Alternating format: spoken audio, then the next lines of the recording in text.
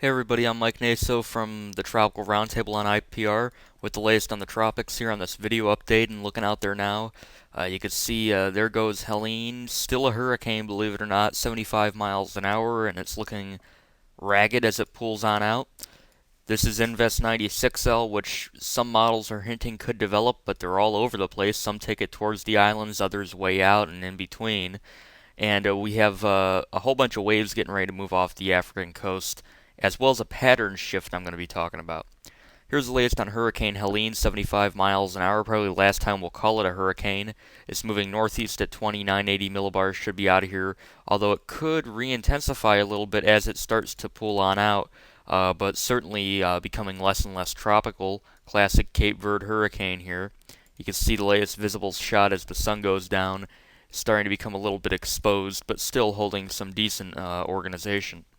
Here are the sea surface temperatures in the Atlantic, and you can see so far what have we had this season. Well, we had Alberto, Beryl, Chris, all storms that remained weak and didn't really make it.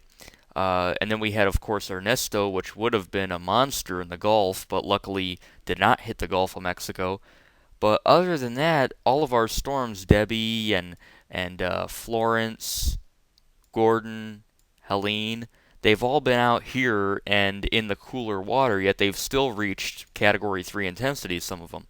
So once we start getting storms into the Caribbean in October and November, and even if anything still gets in the Gulf or the Bahamas, then we're going to be dealing with a very intense hurricane if conditions are right.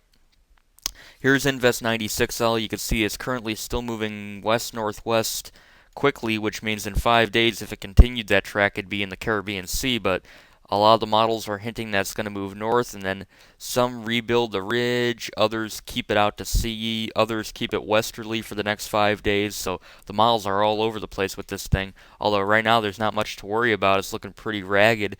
They're initializing it somewhere in here, but there's an upper level feature in here that is shearing the heck out of it with 50 knots of shear right over it. And so it's going to be very hard for it to develop quickly, and none of the models make it a hurricane. I don't think it'll become a hurricane, although it could become a tropical storm. But I think right now a track pretty much like this into the wake left behind from Helene. After that, it closes up. Now here's the latest shear, once again about 50 knots right over the top of it, lighter on the southern edge. And some of the models track something generally into the Caribbean Sea and another system further north. So they may kind of split in two here, this part moving northwest, this part moving west. Still a lot of time to watch that. Now, the pattern shift I was talking about, Mike Watkins brought it up 2 weeks ago, and I've been keeping close tabs on the Atlantic, and just talking to him last night, I said, hey, looks like this pattern shift's going to happen, right? And he said, yeah, I think so, a couple of days. And you could just see from the flow here, things are becoming more westerly. And so our invest, you can see the vorticities in here. Our invest could either get swept west or pulled north. But anything coming off the African coast after this is probably going to be pushed generally westward. Now, that doesn't mean it's going to hit the United States, but it's going to have a much better shot to get to at least the islands or the Bahamas before it would ever start to gain some real latitude. You can see the MM5 in 120 hours shows two systems and an entity over Hispaniola. Also notice it shows a powerful storm off the Mexican coast. You can see the 144-hour Canadian shows two systems, one up here, actually three, and then one in the Bahamas. 144-hour no gap shows two systems, one up here, and then one coming very far south. That might be a little too far south. And then the GFS in 150 hours shows 96L up here, and then shows another feature approaching the islands. And you can see with this dominant ridge of high pressure, this cyclone would probably continue generally westward and strengthen. Seeing also forecast a third cyclone off Africa. Forecast a lot of cyclones off Africa. You can see off Africa right now, there's 96L not looking too good. Here's the wave that I gotta tell you. Yesterday, the GFS was making this a major hurricane to Florida in 384 hours. So this wave could be the one that makes it under the radar. You also see more convection behind it. So if any of these models are going to pan out, it's too early to tell, but we definitely have the energy there coming off Africa still for the next week and a half, 2 weeks, until it'll probably start to shut down.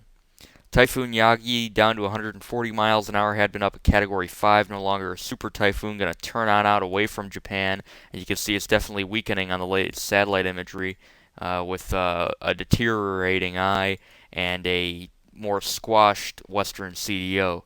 Tropical storm Mukta in the Indian Ocean, south of Pakistan and India. 60 miles an hour, forecast to strengthen into a what would be equivalent of a Category 1, moving east-northeast at 2. You can see it's not going to move very much over the next couple of days based on this map, but you can see why it developed. It got, I mean, these are a lot of, I'm going to try and point out the land masses here. Here's India, here's Indonesia up here, Pakistan, Iran, Saudi Arabia, Yemen, the Indian Ocean here.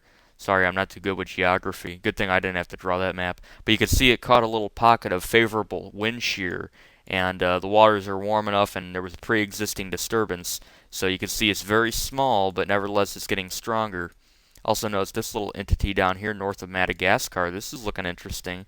And then approaching, I believe this is Vietnam, is another cyclone that's looking pretty interesting. So a lot of spins out there in the Indian Ocean. So we'll keep an eye on that. I'm Mike Naso. That's the latest on the tropics. I'll see you next time.